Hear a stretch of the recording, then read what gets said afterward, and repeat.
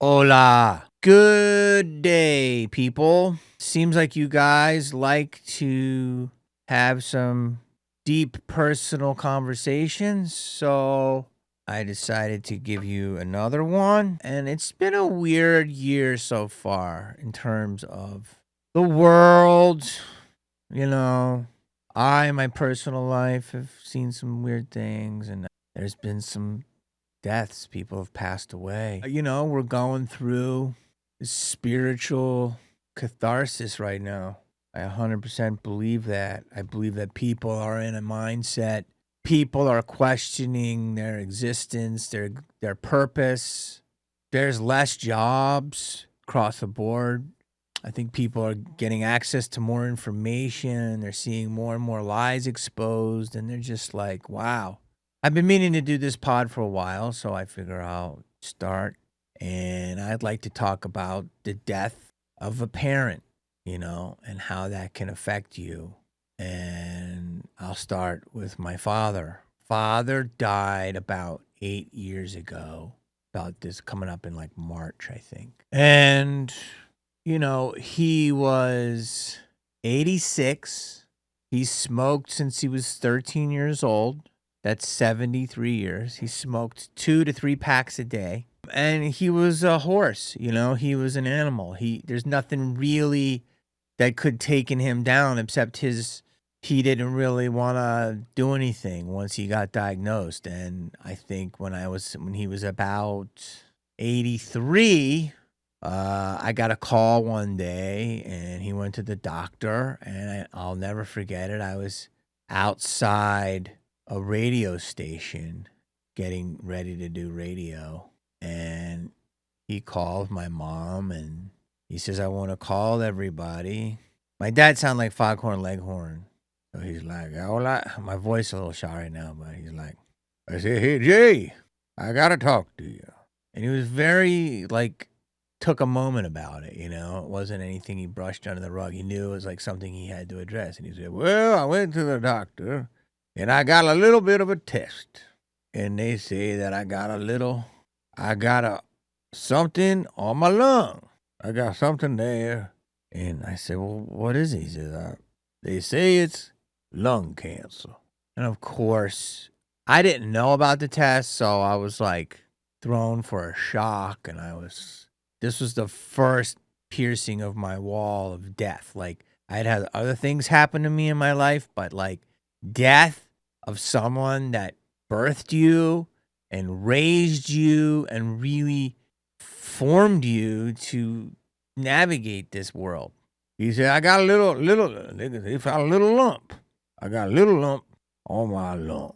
And I was like shocked, and I was sad, and I said, well, we can fix it. We can go in and we can do like radiation. He's like, well, I don't want to do that. I ain't gonna do all that. I said, well, we can go and cut. He goes, man, they cut me up there. I hear, they gonna cut me open there, and then who knows? Anesthesia could kill me. And I said, well, we can zap it. Well, I'm going there and do the radio. I said, well, we get you on a diet. He goes, hey, I like McDonald's. And I'm like, well, what are you gonna do? And he said, nothing. And I said, nothing? What are you talking about? You gotta do something. Like, what are you doing? And he said, I just want to live my life. He said, I just gonna live my life. I'm gonna live my life. I'm emotional because I haven't really been sleeping, but I gotta keep, the content going. I'm gonna get really busy, so I'm gonna stay on the schedule. But I'm also emotional because, I just think it's in the air, And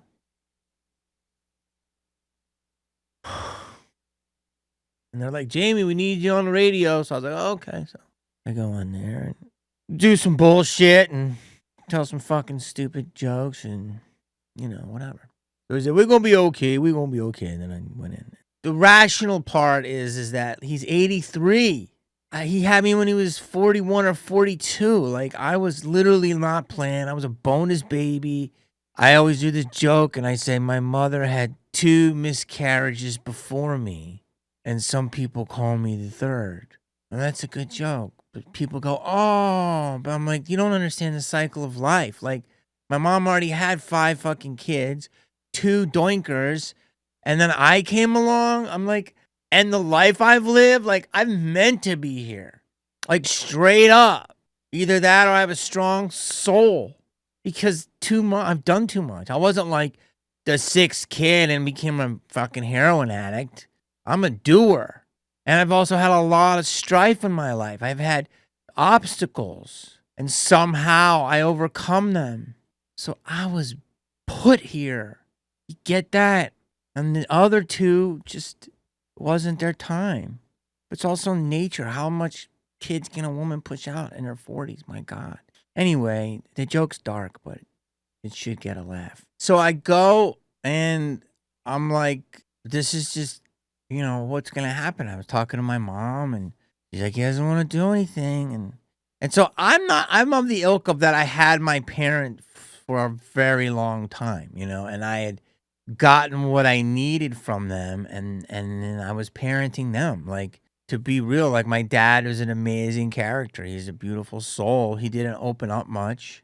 He had a great sense of humor, but he was a very pained man. He was a beautiful man. He was the gentle giant. His hands were as big as, just baseball mitts. And if he wanted to, he could just smush a pumpkin in his hands if he wanted, but he would feel terrible.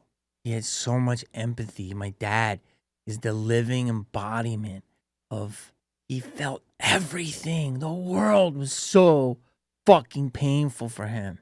And I get it. Like, my sister's like, you're your father's son. And I'm like, I know. People are so not connected. That's my biggest struggle in this life. It's like, it's not a struggle. Like, I'm obviously living life and I'm not saying anything weird. Like, it's just a painful existence at times when we've lacked so much empathy and people are just cold and not aware, or SSRIs, or they're medicating themselves with fucking booze or weed or cigarettes. They can't really feel it, or they're not in touch with themselves, or they're fucking Aspergered out because there are too many fucking drugs as a kid, vaccines. Yeah, I said it. And so they're all just disassociated, and the new generation, man, they get so awkward, and I feel for them, and I want to hug them. They don't even know how to hug. I feel so bad. Like, they're so fucking awkward. And so, I had a big ass strong dad. I was lucky. Emotional. Cry. He'll cry with you. He's so much like, I'm so much like him. He would work all day in the garden, and the kids' kickball would go over his beautiful azaleas, and he would look at him and say, why you do that? Like, he would get crazy, because he worked so fucking hard. And some kid would just kickball. This man fucking slaved for fucking 6 hours. And he would just, we'd grab a cigarette, Viceroy, drink a tall ass Schlitz. My father was born very wealthy. Like, there's a lot you don't know about me, but there's a pretty good chance I would have had a piece of the Budweiser company. I know, you learn something every day. They had a couple breweries, my grandparents in Ohio, and I forget the name of it. And then there was a fire, and everything went to shit. And by doing that, they couldn't prove who got the insurance money, and the other partners did. And then that got acquired. We started a new brewery without my grandparents, and that got acquired by Budweiser. And my father went from having servants as a young boy, like a houseman, a maid, a cook, to being destitute. And like, he joined the Navy, I think even at 17, and he sent every check to his parents. And his father was a horrific gambler, but a golf champion. I never knew a lot of this stuff until later. And his mother was, a nice lady, but, they didn't know. The guy was probably a philanderer. I don't know. I never met my grandfather. I never met any grandfather. So many people have their grandparents. I never met them. I only met my grandmother, and she died right in front of me when I was 5. And that's another story. It was like a spiritual ascension. So, my dad, once I moved to Hollywood, he always encouraged me.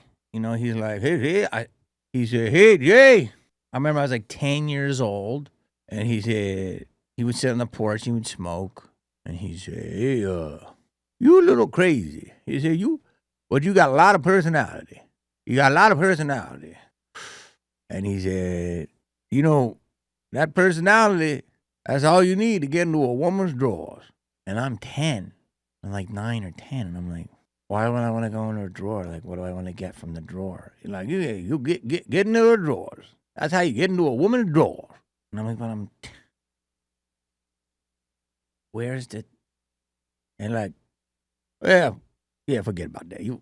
One day, basically was saying that my mind could do well for me that way, my personality, and I think I've done all right. I always tell that it's like all these people that try to attract women. You never have to attract women. All you have to do is make them feel seen. It's pretty simple. Just pay attention to them and see their mind, because so many people don't. It's so easy. It's a joke. Like, I don't know why me and my boys all had sisters, so it was really easy for us. Like, we all, like, three of my guy friends, we all had like four sisters each. So we were raised by like 20 women, and we're all the youngest. So it's just like it's pretty easy. Don't get me started.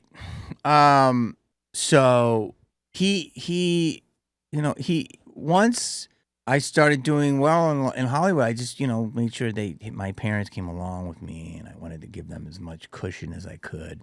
But I didn't really talk. My dad's like best friend was a cigarette. He told me he loved cigarettes and he loved aliens, and it was like, what does that tell you? It tells you that he's looking for more. He's a truth seeker. He's also was couldn't deal with the world. Like, he always had little fucking Larry David moments with everyone down at the deli or at the tire shop, and I was always his tag along, or holding the screwdriver for him, and the fucking thing would fall on his toe, and he'd be, damn it, and he would like, and then now you got me cussing, and it was like, we would have arguments at dinner. He would, and somebody would say something, and my mom would talk about how the bishop, I called him the wrong name, Your Excellency, and my father would say, I don't see nothing excellent about him. Like, my father questioned everything. Everything. Don't trust nobody. He didn't trust nobody. Not that he was paranoid. He just knew that everyone was a fucking liar. And all his friends were black, except like two dudes.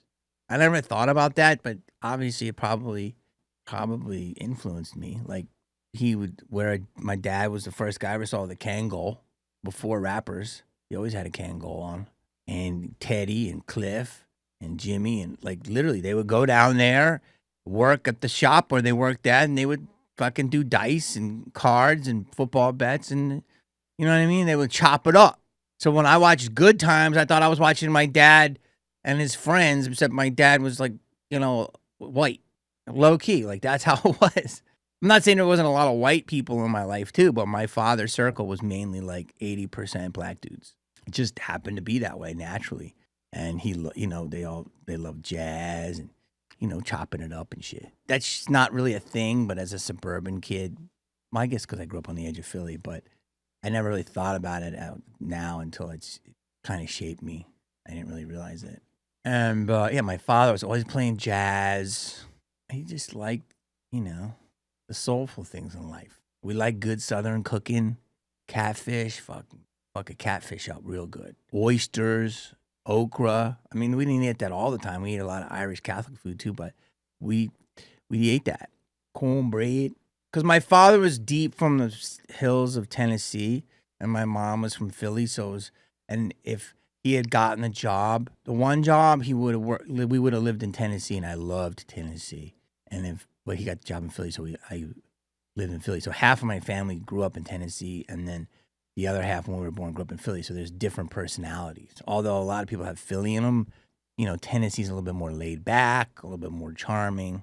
People are more polite there. But I had great times there on the lake and stuff. Just so great. Plus, my uncle, that was my dad's brother, was a lot younger than him. And when my dad was like 47, his brother died, had like 13 kids. I want to say he died at like 40 or 39. No, he was older. I think my dad was like 45 and he was like 47. He was young. He also had cancer. And I'll never forget, I was in the pool room one night and my dad was looking up at the sky, and he said, saying a prayer, and he said to the sky, he said, God, I'll give him half my life. I'll give him half my life if you spare my brother. I'll never forget that.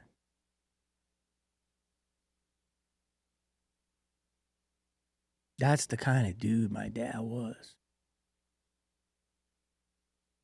And I think people need to hear it now because I think a lot of people are going through it. My dad would give you ordered a meal, 10 people, he'd say, "You wanna try mine?" He wouldn't take a bite until he offered a bite to everybody. He's just the last. There's only a few people in my life I've met like him, very few, maybe 4. My mother's very generous too, but she was a little bit more guarded because, she grew up in Philly. But there's only a few super, super kind souls with no walls. My father was the leader of that pack. To the point where I almost think he had a disease. There's a disease out where people can take advantage of people. I don't think he was that bad, but he was right on the edge. Like, he would give you $100 if you needed it. And he would kind of want it back, but he would rely on you to give it back to him. And then when people didn't lend him money, he was very hurt. And that was a big issue. Because people were fucking cheap. And that's one of the things that happened in my life. I mean, I've done all right in life. I've got money. But this life is a risk, but it's the only way to live. I would never be a bitch or a desk sitter. I would never be someone's bitch. I just can't do it.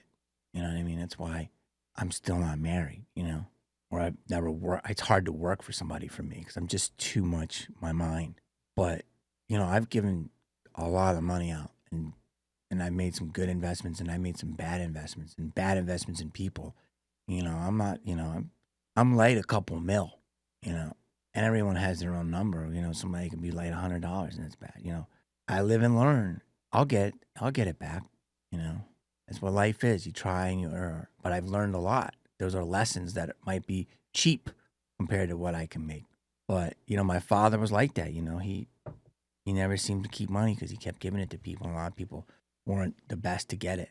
I just wanted to really talk about his death, but I kind of went down memory lane. And I think that, so for I tried to spend as much time as I could with him. I did go home for one Christmas, or 2 Christmases, and I was trying to talk with him, but he just didn't want to talk. He was getting more sick.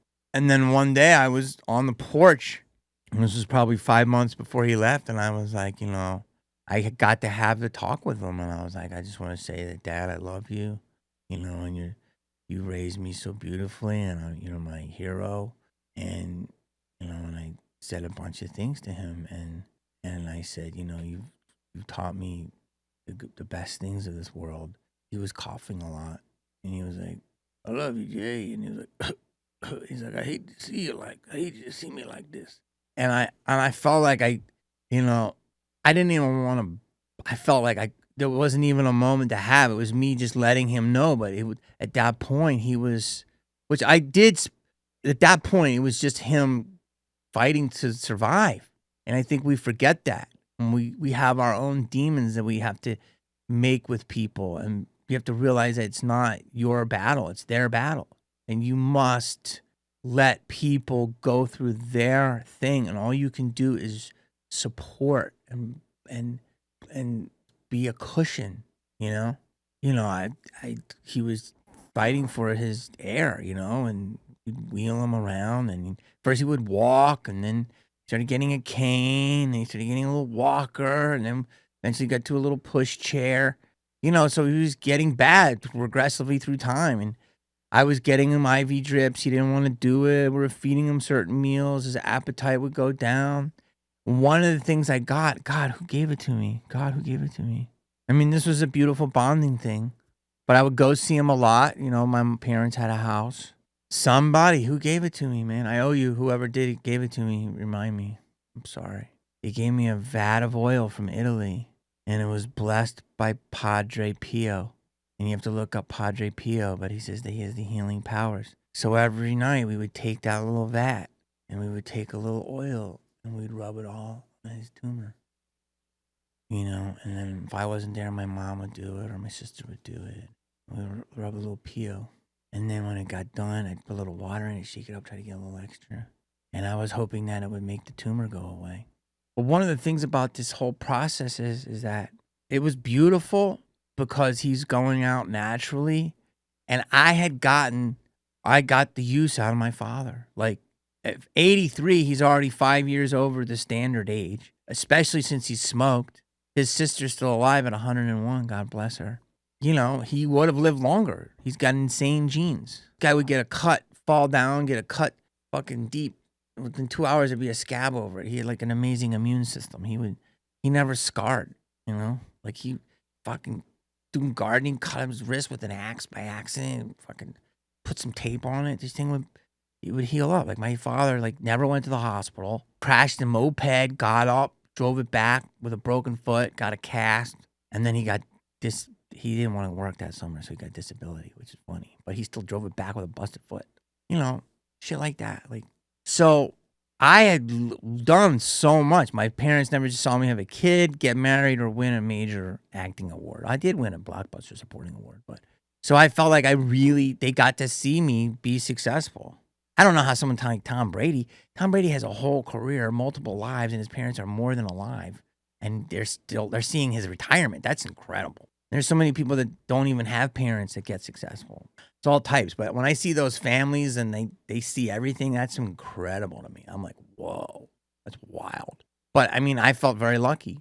He came to sets, took him to award shows, vacations, all that stuff. You know, I was able to do a lot, have big parties for them, and so I felt like I did my stuff. And that's why I want to tell people, you know, if you have someone sick in your life or someone that's going through it, you have to look. Yeah, you know, listen. There's people I have problems with in this world, but I have to look at what's the bigger picture here. What's the bigger picture? And I literally look at myself, and I'm not saying I'm religious or anything, and I'm like literally like, I think, like, I'm not even religious. I'm just saying this because I'm like, what would Jesus do? And I just remember, like, stories as a kid. They would say that he would get slapped and he would literally turn the other cheek. And he knew that he needed to raise this person up to a higher level.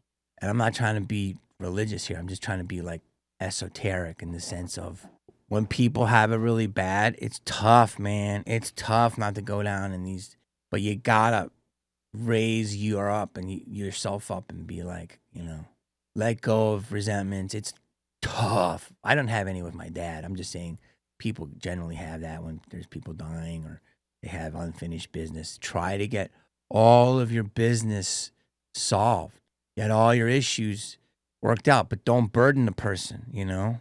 I try to have that moment and just try to enjoy them for as long as you can, you know. And I know a lot of people lose parents suddenly, or their accidents, or terrible tragedies, and all types of things. So I always looked at my situation as super fortunate, you know. And so, you know, at the end of his life, he was, you know, in hospice.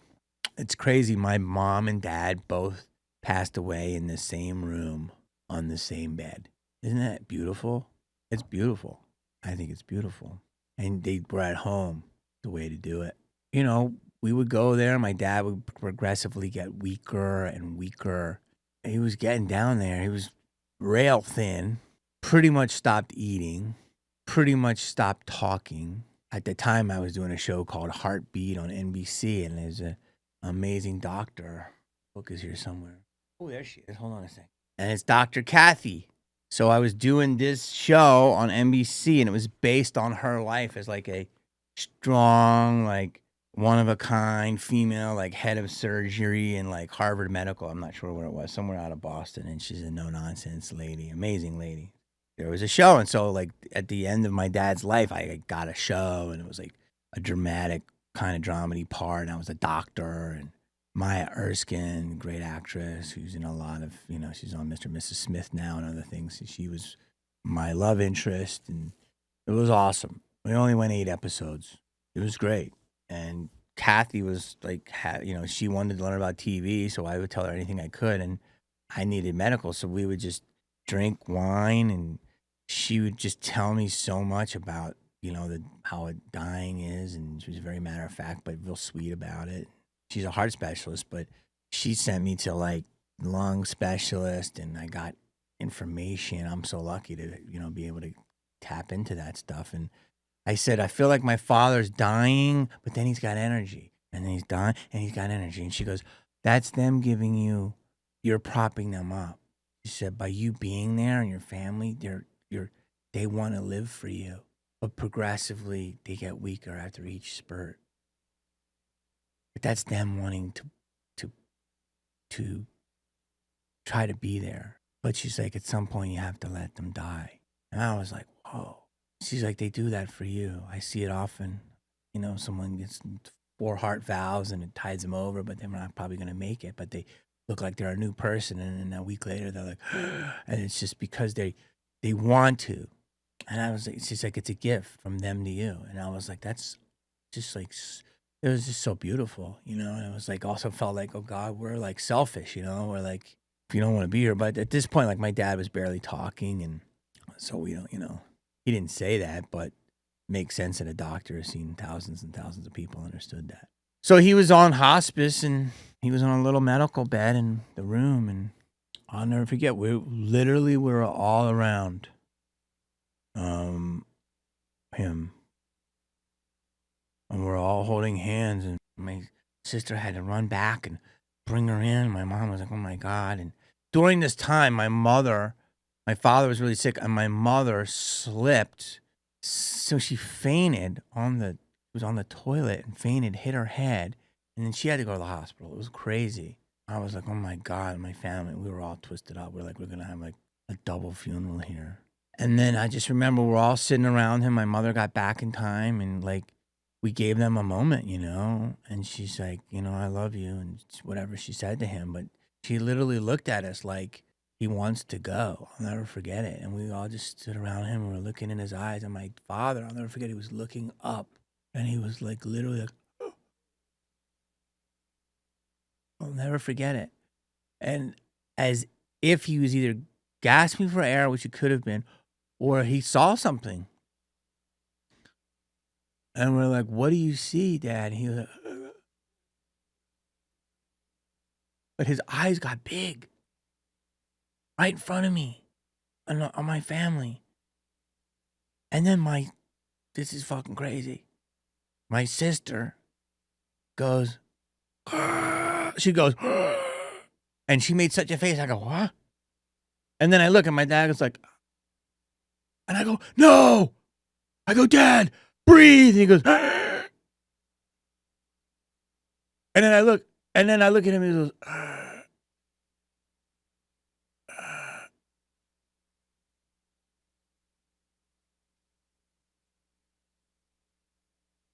like a movie. Like a movie. And like it's my other sister's like, no, no, you know, it's like holding him, like, no, he's gone. He's gone. You know, and like, but that moment of her looking at me, looking away, it was like, I almost missed it. There's some levity there. But there's all different reactions. My sister was, you know, she was so sad. I was so sad, but also I had a euphoric feeling. Like this was like we were watching a spiritual ascension. And my other sister, who's like in the medical field, she's like, "He gone?" And she puts her fingers right there, and she's like, "He's gone." And my other sister's, you know, just crying, and my brother, and I'll never forget my mom. She was like, but she had such beautiful closure with him. My mother was actually very almost at peace with it because he was in pain. He wasn't living the way, you know, she wanted him to live. It was the most beautiful death. Like I felt like a spirit left the room. And then he was just lying there, his body. And we just left him there, and we stayed around his body, and we called the coroner. I don't know if I can say this. I don't know if I'm going to be judged, but I think we opened a bottle of champagne, and we celebrated his life. And we all took a sip and toasted him.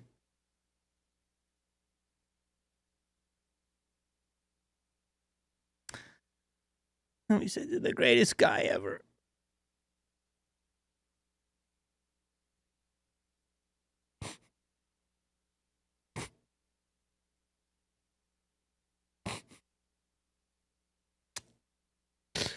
I really didn't know it was going to affect me like this. And the coroner came pretty quick. It's like an hour, or the funeral home. I was like, don't call him. So we didn't call him. Like we wanted to like just hang out. We just kind of just sat with him. And I wouldn't have called them for a while. You know, the Irish tradition is that they put the body in a casket and they keep it open, and you drink whiskey for 3 days. And in New Orleans, they carry the body around from bar to bar, and different customs have different things. I don't think it's weird at all. And what's beautiful is that we knew he was going for years. So this was the best death ever, if there can be such a thing. But it's the finality. You know, it's that finality that you gotta understand something. You can't you can't go back. Once it's done, it's done. That's what I'm trying to tell you. I'm doing this as like because that was an amazing death. I've had some other deaths. I've had some, some regrets on. I'm pretty good with it, but there's things I would change. But the finality,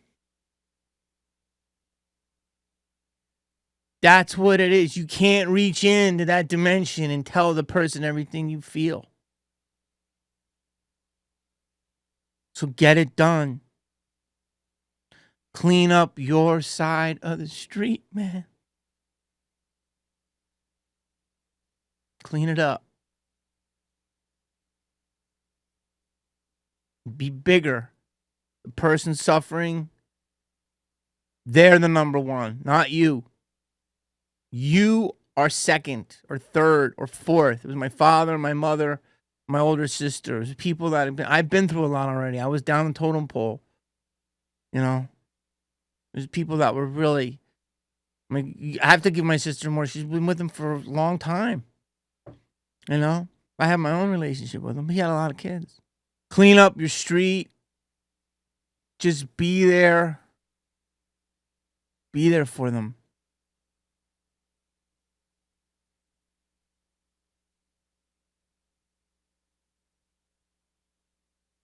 But it was beautiful.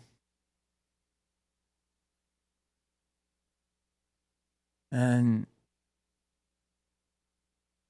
I know people are going through a lot right now. And just, make peace with people. Do the best you can. Because one day you're just not going to be able to reach out to them. So it's good to